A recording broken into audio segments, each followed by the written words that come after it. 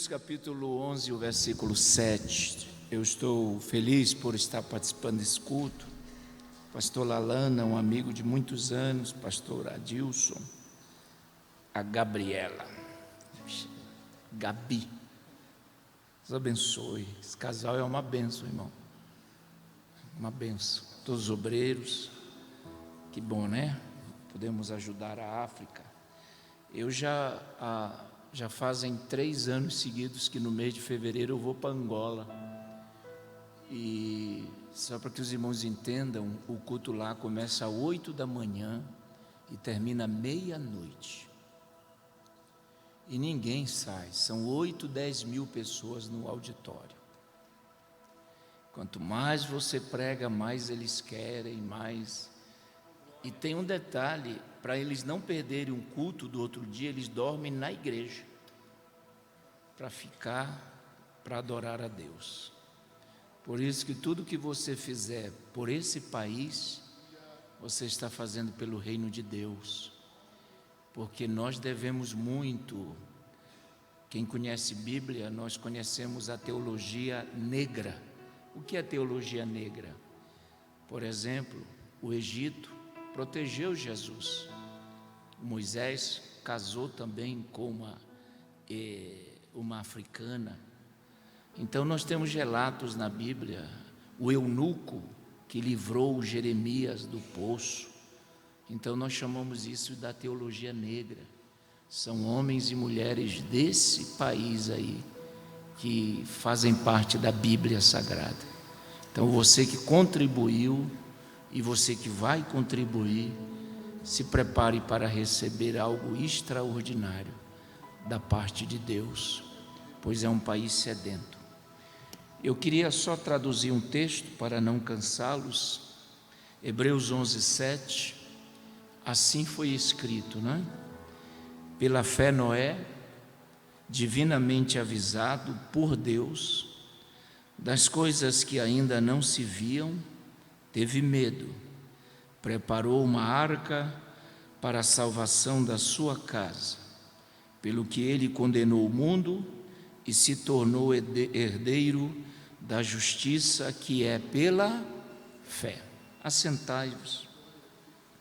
Eu queria que você só me ouvisse e prestasse atenção, porque dentro da área que nós temos, nós gostamos muito de traduzir algumas expressões, e nós temos aqui alguns verbos que eu gostaria de traduzir para vocês entenderem melhor esse versículo 7. À guisa de introdução, eu quero crer que todos nós conhecemos a história de Noé. Os nossos filhos menores conhecem a história de Deus chamar um homem, compartilhar com ele um projeto e o mesmo acreditar nisso e construir uma caixa, uma arca, e viveu ali em torno dessa promessa. A história de Noé é uma das histórias mais exauridas que nós temos dentro do contexto religioso. E se nós lermos os capítulos 6, 7, 8, 9 e 10 do livro do Gênesis, nós vamos entender ali como aconteceu o encontro de Deus com Noé, as ordens de Deus, as dimensões que seriam a arca, uma janelinha, uma porta, 3 compartimentos. Mas no capítulo 6 existe uma expressão que Deus diz a Noé que ele decidiu destruir a raça humana. Isso tem causado muitas polêmicas, porque existem muitas pessoas que acham que Deus, nesse momento, ele está sendo um Deus ruim, sem amor.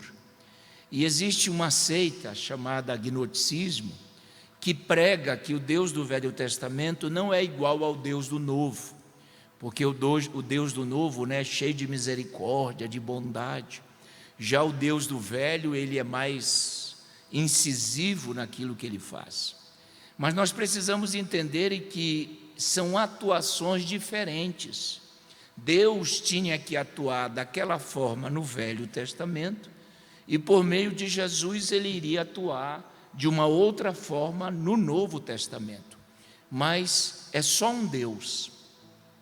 E quando ele diz eu decidi, esse verbo decidir significa que Deus, quando decidiu, ele chamou ele mesmo, convocou ele mesmo, fez uma reunião com ele mesmo, porque não tem ninguém maior do que ele.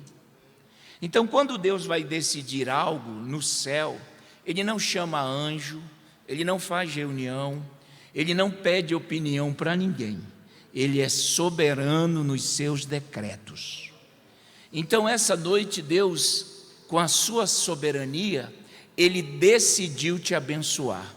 E ele não perguntou nada para serafim, para querubim, para arcanjo, porque ele, como não tem ninguém maior do que ele no céu, não tem ninguém maior do que ele na terra, e não tem ninguém maior do que ele embaixo da terra, ele decide, e o que ele decide está decidido. Quando ele abre, está aberto. Quando cura, está curado. Quando ele abençoa, está abençoado. E é interessante que, por exemplo, se eu destruir algo que não é meu, eu sou punido por isso. Mas Deus vai destruir aquilo que ele fez. O homem foi uma criação de Deus. Então, por exemplo, se eu matar alguém, eu vou preso. Mas Deus nunca será preso, porque quem construiu, fez o homem, foi Deus. Por exemplo, se você destrói o seu carro, o problema é seu. Mas você não pode destruir o carro do outro, você vai pagar. Então, quando Deus disse que iria destruir o homem, foi Ele que fez. E Ele faz do jeito que Ele quer. Ele é soberano, Ele é grande. Então, quando eu estava lendo esse texto, 6, 7, 8, 9, 10, eu fui levado a Hebreus 11, 7, onde a atitude de Noé fará parte de uma galeria de homens que usaram a fé. É por isso que o texto diz pela fé. Essa palavra fé no grego é pitis, e pitis significa aquilo que levanta, aquilo que coloca de pé. A fé nunca vai dizer que não dá. Eu vou esperar você dar um glória a Deus nessa reação agora.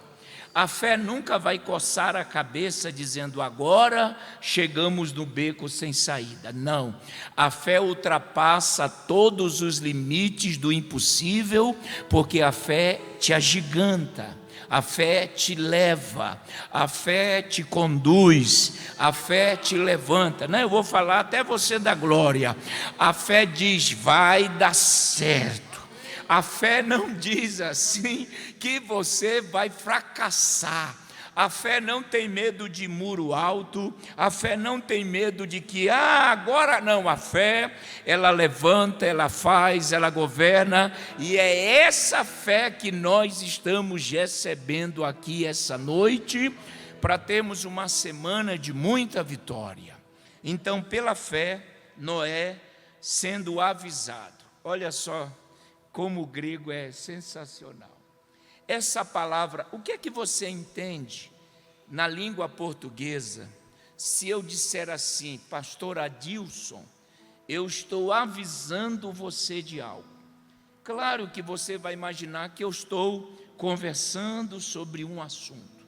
Então, avisar em português significa que Deus chegou com Noé, e avisou ele o que iria acontecer. Mas quando nós vamos no grego, aonde é a língua original do Novo Testamento, essa palavra avisado é xeramatizo. E xeramatizo significa convocar alguém para uma sociedade.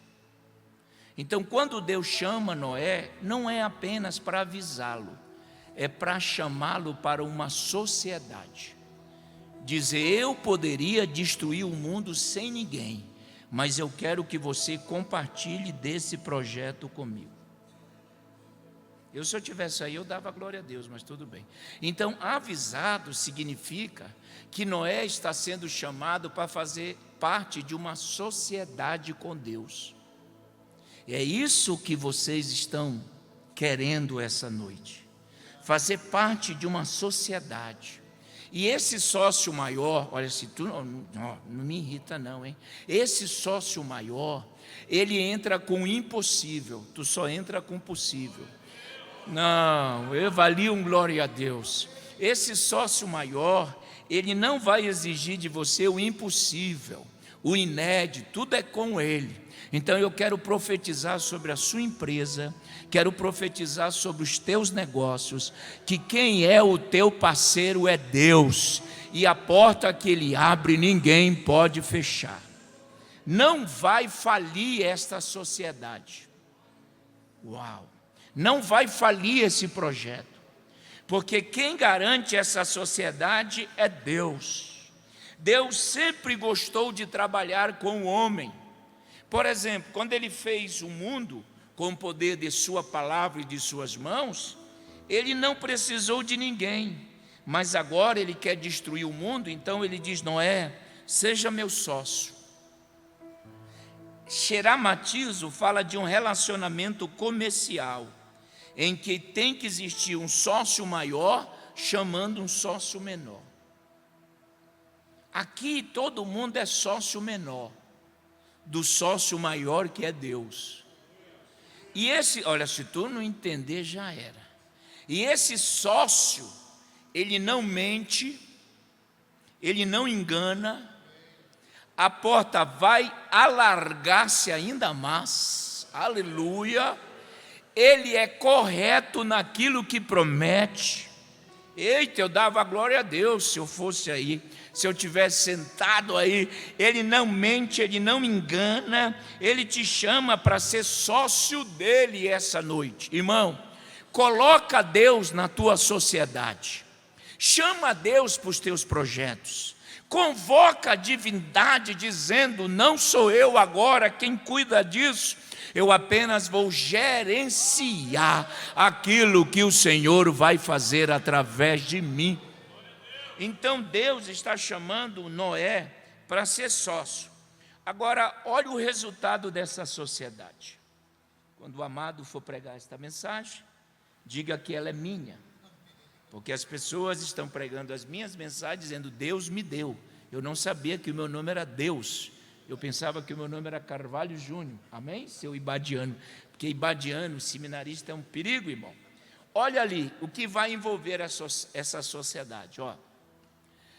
Pela fé, Noé foi chamado para ser sócio das coisas que ainda não se viam. Meu Deus. Já percebeu que a sociedade com Deus envolve coisas inéditas? Coisas que não se viam. Essa expressão no grego, ela é um pouquinho, mas é a área que eu atuo, que é medepoplepomenon, que significa coisas ainda não vistas. E aqui na minha apostila eu coloquei assim, ó: nunca, nunca, nunca, nunca, nunca.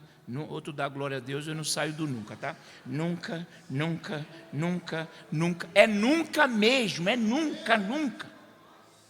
É algo inédito. Não é nunca hoje, não é nunca, nunca, nunca, nunca. Você que sabe, vou dormir aqui mesmo, não na igreja, né? No hotel. Nunca, nunca, nunca, nunca, nunca. Aleluia. Ser sócio de Deus envolve coisas inéditas. Por exemplo, vamos observar o que era inédito.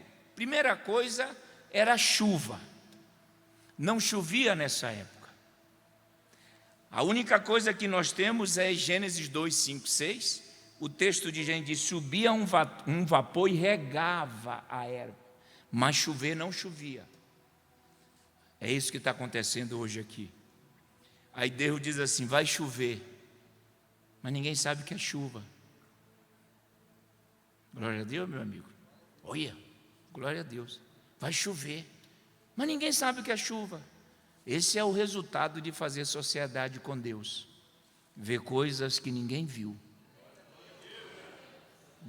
Dá para entender ou está difícil? Ou eu preciso ser mais, não posso ser mais claro. Chover, não tinha chuva. Agora, e Deus está dizendo, e interessante que Noé Ele mesmo não sabia que era chuva. Mas quem é sócio não questiona, crê. Quem é sócio não duvida. E eu vim essa noite entendendo isso. Para de questionar. Para de dizer que não vai dar certo. Para de encher o céu com as tuas interrogações. Ele prometeu, pronto, ponto final. Se ninguém viu, eu vou ver, porque o meu sócio não mente. Então está na hora de Deus nos despertar para certas coisas. Oh glória! Chuva! Uma outra coisa que ninguém viu, uma caixa, porque eu adianto para vocês que a palavra arca no grego é kibotos, e kibotos fala de uma caixa que não era navegável, era só para flutuação. Ninguém viu isso. Ninguém iria ver. Quem viu animais entrando na arca em pares, sem que ninguém chamasse? Então, ou a gente crê no sócio, ou então falência total. E esse sócio não quer nenhuma dúvida de você. Deus escolheu o Noé porque Noé não ficou, Deus, mas será? Não. O sócio é poderoso. E eu vou profetizar, e se tu não der glória a Deus, tu não vai tomar sopa hoje. Presta bem atenção, levante a mão se você crê. Levante a mão. Essa sociedade com Deus vai te levar a ver coisas inéditas. Tu verás o que você nunca viu, tu vais escutar o que você nunca escutou, tu vai entrar por portas que você nem imaginou. Deus vai te surpreender de uma forma extraordinária. Se você crê, dá um glória a Deus aí para esse sócio. Então, a sociedade exige coisas inéditas. A sociedade com o homem, às vezes, tem as mesmas coisinhas. Mas com Deus são coisas inéditas. Meu Deus. Aí eu escrevi algo aqui muito interessante, que Noé só ouviu Deus uma vez, não precisou ficar todo dia no culto para ouvir palavra, para crer. E eu fui fazer uma pesquisa, porque essa é a minha vida. Sabe quanto tempo durou aproximadamente a construção da arca? Quase 100 anos, quase. Então Noé ficou quase 100 anos esperando uma promessa cumprir. E agora, hein, irmão? Não sei se eu viro para cá, se eu falo para cá, se eu falo para cá. E tem gente que com 10 dias já desacredita, irmão. Tem hora que dá tanta vergonha. Você esperaria 100? Este é o silêncio cruel. Tem crente, gente, que um ano, não quero mais, a porta vai fechar. Não é esse tipo de sócio que Deus chama.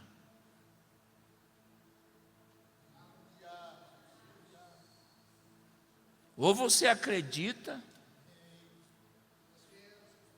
viu? Tu és fiel, Jesus. Ou você acredita ou você não acredita. Ninguém vai esperar aqui quase 100 anos. Mas coloca aí, deixa eu. Quem está ali no versículo? Como é o nome? Eu gosto de chamar pelo nome. O nome que está aí no versículo, coloca aí no telão. Como é? Meu xará? Quem está na tela? Quem? Daphne. Está com vergonha, né, Daphne? Não tenha. Daphne, coloca aí 2 Pedro, capítulo 3. Preste atenção que eu vou concluir. E o versículo 3. Olha só. Sabendo, primeiramente isso, que nos últimos dias virão escarnecedores, andando segundo as suas próprias concupiscências. sabendo de nosco, primeiro prótos, que nos últimos dias, preste atenção, essa palavra últimos dias, ela é uma linguagem do mundo marítimo, do sistema greco-romano, que a Bíblia gira em torno disso. E Echatos, que é a palavra último dias, fala de último porto. Vamos imaginar, daqui para Florianópolis tem quantos quilômetros? Meu Jesus amado, longe. Então cada cidade que a gente vai passando é um porto, entendeu? Quando chega em Florianópolis é o último porto, e de lá não tem mais para ir para frente, só para cima. Entenderam ou não? Então Pedro está dizendo que nós já estamos chegando do último porto, e nesse último porto muitas pessoas vão se levantar, e eles vão nos acusar, são escarnecedores, e eles vão nos acusar, está no verso 4. Qual a acusação deles? Onde está a promessa da sua vinda? Porque desde que os pais dormiram, todas as coisas permanecem como desde o princípio da criação. Deixa eu colocar você aí. Tem gente que olha para você e diz: cadê a promessa? Você não vai para o culto da segunda-feira, toda segunda-feira, e tu não faz voto para cá, e voto para ali, para cá, e você não oferta, e projeto. E tem muita gente questionando, e eles falam que nada mudou. Esses são chamados de escarnecedores, são zombadores. Agora, deixa aí, tá? Mas volta para o texto de Noé. Imagine Noé pregando que vai chover e ninguém sabia. 2 Pedro, não precisa colocar não, 2,5 diz que quando ele construía a arca, ele pregava, construindo e falando de um dilúvio universal. Então esse homem foi questionado, esse homem foi escarnecido. Então você que tem um projeto maior na tua empresa, não pense que todo mundo vai aplaudir. Tem pessoas que vão duvidar, mas a promessa não foi dada a eles, foi dada a você. Então quem tem que crer é você. E não seja movido por opiniões de gente que não estão no projeto. Porque tem gente que é invejoso, e essas pessoas não estão longe de nós, estão próximas. Porque eu só posso invejar de alguém próximo. Como é que eu vou ter inveja de alguém que está lá na África? Eu não estou lá. Então esses escarnecedores questionaram você, e eu sei que questionam. Vai no culto, e ora, e oferta, e as coisas estão iguais. Mas a resposta, Tafri, está no versículo 8. E se tu não der glória a Deus, já era. O versículo 8 de 2 Pedro 3, coloca aí. Versículo 8 diz, Pedro está falando para nós: amados, não ignoreis uma coisa, um dia para o Senhor é como 1000 anos. Eu dava glória. E 1000 anos é como um dia. Então o grego diz assim: pegue um dia e 1000 anos. O grego diz que um dia e 1000 anos para Deus são a mesma coisa. Ele não tem relógio, ninguém controla ele, ele é soberano. Aleluia. O versículo 9 vai explicar melhor ainda esse trem.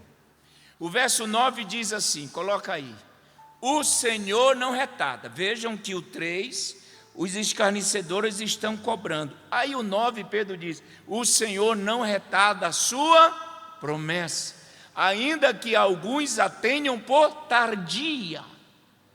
Eu vou traduzir aqui que se tu não der glória a Deus, está mal. Presta bem atenção.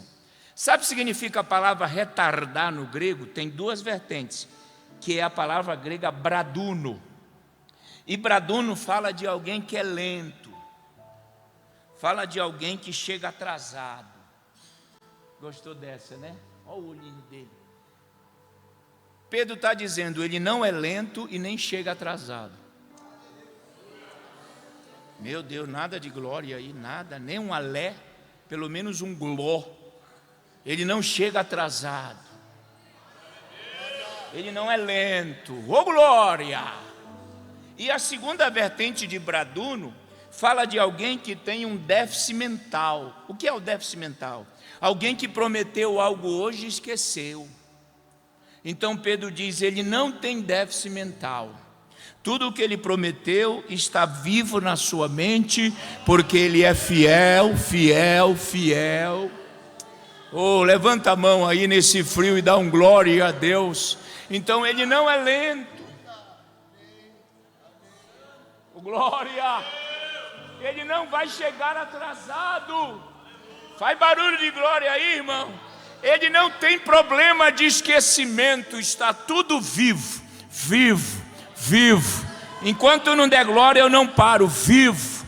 Aquilo que ele prometeu para a tua empresa, aquilo que ele prometeu para a tua família, aquilo que ele prometeu para o teu ministério, não caducou e não envelheceu.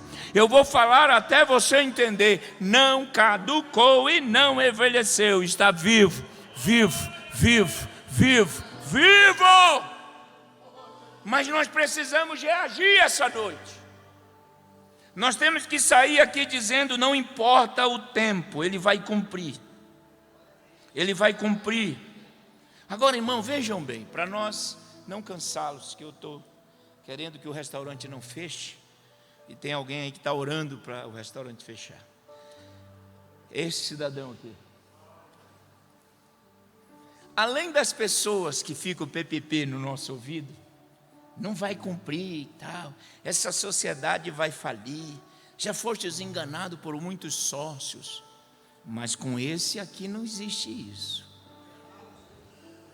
Aleluia. Eu dava um glória a Deus aí. Esse aqui vai entrar com a coisa mais difíceis na sociedade. Ele vai entrar com o impossível. E tem esse camaradinho aí, Daphne, Efésios 4, 27. Além dos humanos que ficam, tem esse capeta aí. E esse aí é profissional para trazer os fracassos. Sabe aquelas tentativas não alcançadas? Meu Deus, Deus está falando aqui. Esse é profissional de nos fazer lembrar, ei, mas aquela porta fechou, aquele projeto não deu certo, fostes enganado uma vez. O bichinho perigoso é esse capetinha. Por isso que Paulo diz assim, não deis lugar ao diabo. Deixa eu traduzir, a palavra não é uma negativa no grego, é não, não, não, não, nunca vai se tornar um sim, entenderam ou não? É não, não, não, não, não, não, não, não, não, é não, junho, julho, não, não, vai não, não, não deixe. A palavra dá ali no grego é didome, e didome significa autorizar ou permitir. Então o original diga, não permita e nem autorize. Deixa eu revelar algo para você dar um glória. Tudo o que aconteceu foi porque nós permitimos. A gente sempre gosta de colocar a culpa no capeta. Ah, foi o diabo. O diabo só faz se eu deixar. Ninguém dá glória agora, né? O diabo só entra se eu permitir. E tem um detalhe, pastor Adilson Sobreiros, terminando. Se tem alguém que não tem vergonha de fracassar, de pegar um não e vir amanhã, é o capeta. Ele é sem vergonha. Entenderam o que eu falei? Ele, não vou mais ali porque eu perdi hoje, volta amanhã. Sabe por quê? Não autorize. Essa palavra lugar vem de topos, que é a palavra topografia, que fala de um espaço de terra. Então o diabo ele não quer a fazenda toda, ele quer apenas um espaço de terra para conquistar tudo. E esse nome diabo aí não é o nome desse infeliz não. O nome diabo é o ministério, é a ação que ele tem. Pois a palavra diabo ali, dá uma olhada ali, ó. A palavra diabo ali no grego é diabolos. Para você entender, passe um corte na palavra dia e bo, que é bolos. Dia significa, por exemplo, o novo dia surgiu a terça-feira, o mês de junho surgiu. E bolos significa aquilo que joga. Então, no original, diabolos significa que todo dia que surge, ele vai tentar jogar, ele vai tentar entrar, ele vai tentar ter espaço, ele vai tentar te apequenar, ele vai dizer que não vai dar certo, ele vai dizer que é mais uma porta que vai fechar, ele vai dizer que é mais um empreendimento, é mais um projeto que não vai para frente.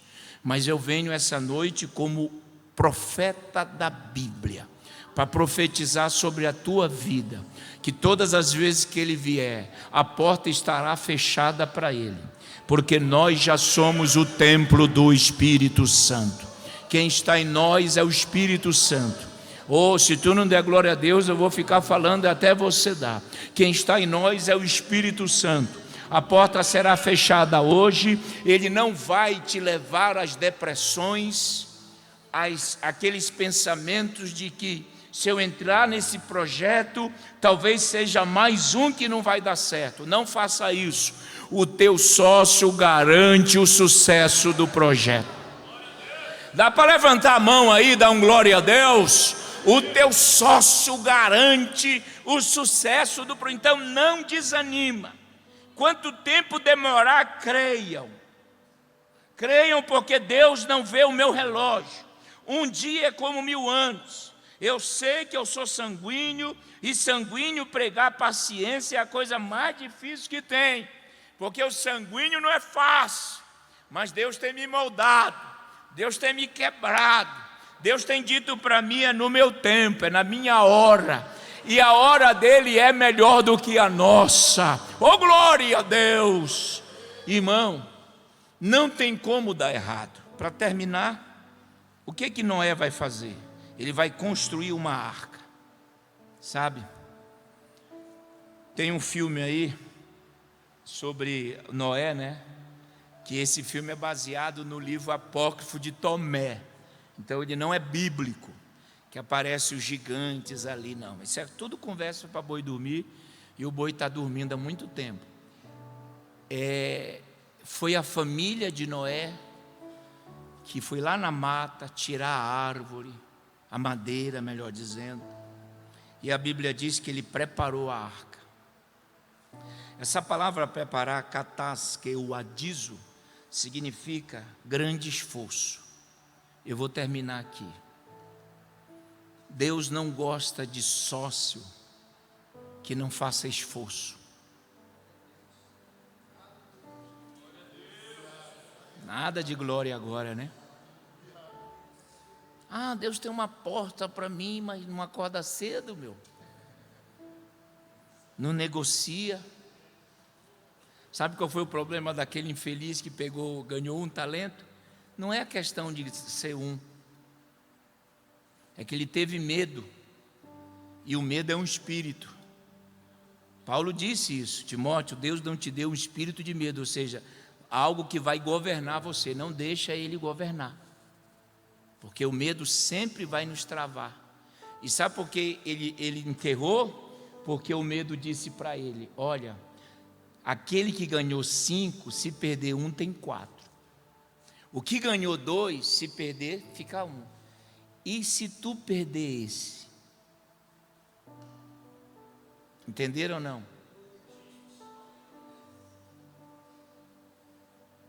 Vai dar certo, porque você vai ter que fazer a sua parte. Você imagina como estavam as mãos de Noé? Os ombros de Noé? As noras, os filhos, a esposa? Não tinha maquinário, irmão. As felpas. E nada de chuva. O céu, o sol na cabeça.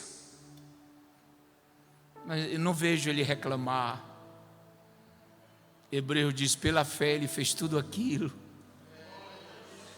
Deus vai honrar o teu esforço. Eu queria dar glória a Deus essa noite. Deus vai honrar a tua dedicação. Deus vai honrar o esforço. E que você tem envolvido tanta gente nesse projeto. E vai dar certo. Porque o teu sócio não vai te deixar na mão. Ô glória, levanta essa mão, Catarina. Levanta até tocar no céu pela fé. E dê o teu melhor, glória a Deus, a esse sócio essa noite. Jubile a esse sócio. Não vai te faltar portas abertas. Não vai te faltar material para você construir a arca. Não vai te faltar. Tu serás surpreendido por este sócio. E ele vai honrar o esforço, a camisa suada, as horas de sono perdido. Deus vai honrar você. Aleluia. Eu estou com uma graça para profetizar isso aqui. Deus vai honrar o teu esforço. Então Noé teve que se esforçar demais. Agora eu termino. E ele terminou a arca. Eu dava glória a Deus porque ele terminou, mas tá, terminou. Os bichinhos estão indo para a arca. Deus fechou a porta. Pá, do lado de fora. E sabe o que aconteceu? Começou a chover, ó. Eu estou assim só esperando você dar glória. E começou a chover. Tchau, tchau. Meu Deus. Para quem nunca viu chuva, prazer, eu sou a chuva. É isso que vai acontecer com você. É isso que vai acontecer na tua empresa. Não, eu não estou pregando aqui para te animar, não. Estou pregando como profeta de Deus aqui. Que eu tenho compromisso com a palavra dele. Oh glória! Mas tem um detalhe.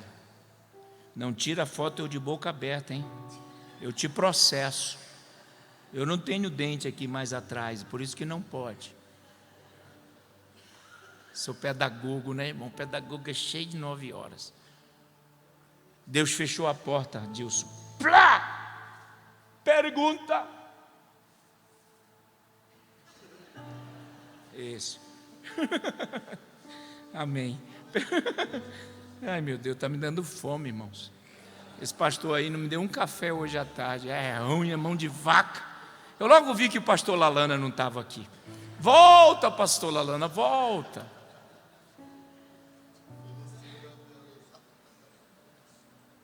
Fechou a porta, gente. Por que Deus fechou a porta do lado de fora? Porque Ele conhecia o seu sócio. No primeiro grito de alguém desesperado lá fora, o que Noé ia fazer? Ia abrir a porta.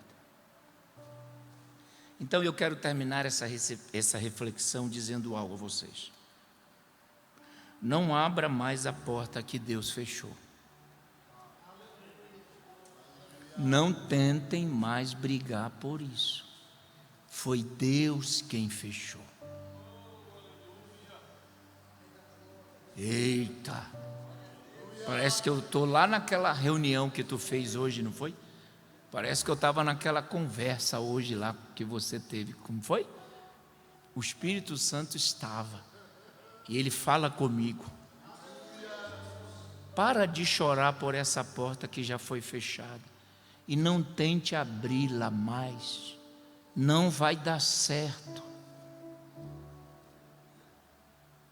Em vez de você empreender toda uma força para abrir uma porta que Deus fechou, prepare-se para passar pelas portas maiores e melhores que Deus vai abrir. E eu vou orar por você essa noite, porque isso tem te levado a um princípio de tristeza, e você tem questionado Deus, e você tem perguntado para si mesmo, por que isso aconteceu? Porque foi Deus quem fechou. E não vá contra a soberania de Deus. Não lute Ele pode até permitir, mas depois não fique falando e sofrendo. O Apocalipse capítulo 3, verso 7, salvo engano, carta à igreja a Filadélfia, diz assim, lá o texto diz: a porta que eu abro ninguém fecha, o que eu fecho ninguém abre. É muito bonito. Mas o grego diz assim, ó: eu abro portas para você passar e fecho portas para você não passar por elas. Sabe por que ele fechou essa porta? Porque era uma luta desnecessária. Você ia ter uma despesa, você ia ter um princípio de falência. E você nem imaginou que o teu sócio diz: por aqui não. Essa porta eu fecho. O prejuízo seria enorme. Mas o teu sócio está dizendo: o que eu tenho para abrir, tu nem vai sentir falta dessa que eu fechei. Quantos podem dar glória a Deus essa noite? Que o Senhor tire do teu coração essa depressão e você pare de me orar por essa porta que Ele já fechou. E não lute, apenas creia, creia, creia, creia. Irmãos, para terminar, esse sócio que você tem, ele é fiel. Não, se tu não entendeu, eu vou ficar falando, nem que fique eu e o Adilson aqui só. Esse sócio que tem a parceria contigo é fiel. E ele nunca vai te deixar fracassar. Porque ele entrou no projeto, ele está no projeto, e o nome dele está sendo glorificado.